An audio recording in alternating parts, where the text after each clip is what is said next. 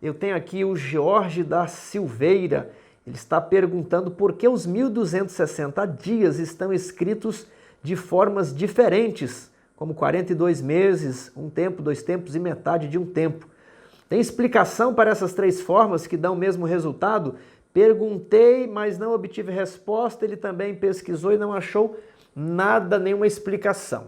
Olha, Jorge, eu desconheço algum texto da Bíblia ou do Espírito de Profecia que diga assim: essas unidades de tempo estão dessa maneira, por isso e por isso. Eu não conheço nenhuma explicação nesse sentido, mas eu creio que as unidades estão dadas em dias, em meses e em anos para permitir ao intérprete articular todas essas informações e perceber que se trata de um mesmo período de tempo, que apenas é expresso em unidades diferentes, às vezes em dias, às vezes em meses e às vezes em anos. Ao mesmo tempo, é uma forma de afastar os curiosos.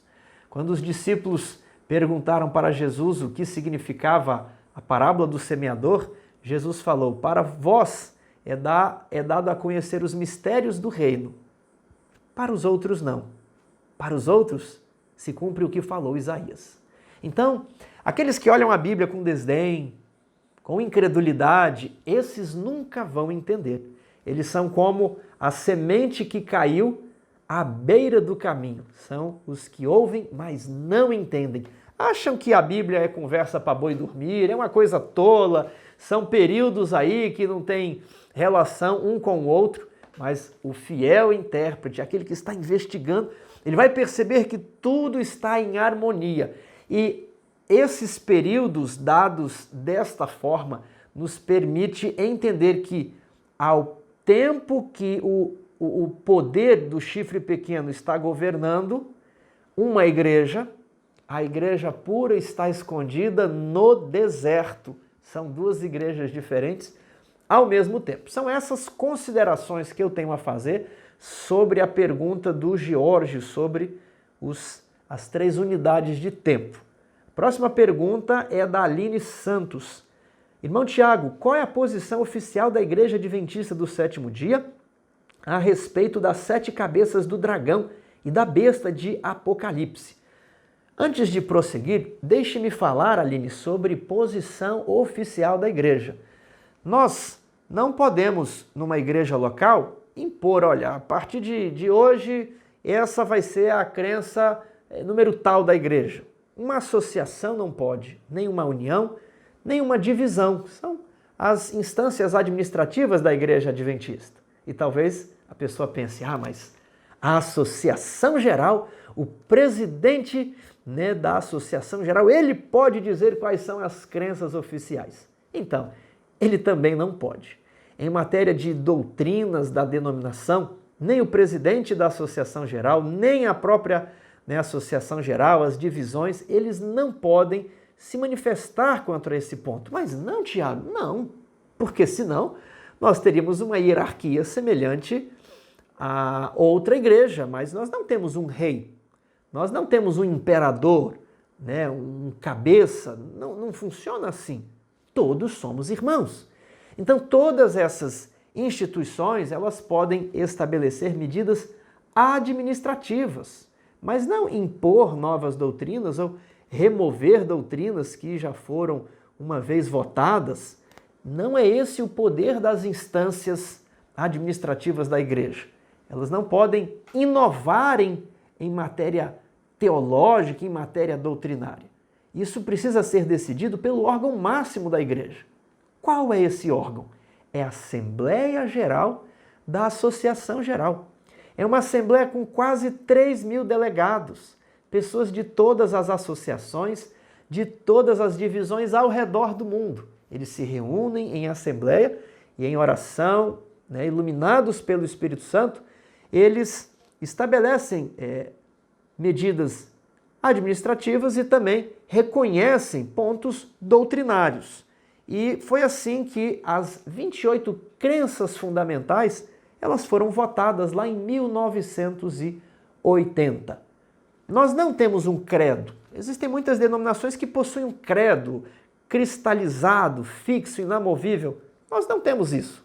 Essas crenças, elas podem mudar.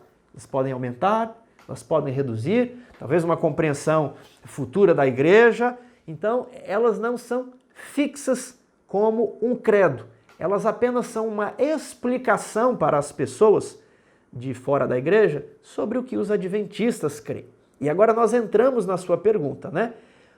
O que são essas crenças oficiais?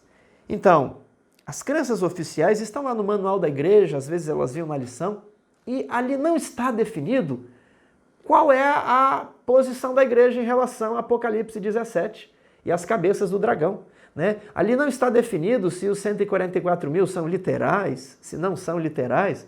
Ali não está definido uma série de outras questões, né? Se os reinos bárbaros que falamos na lição passada, se são os éruos ou se são os visigodos, né?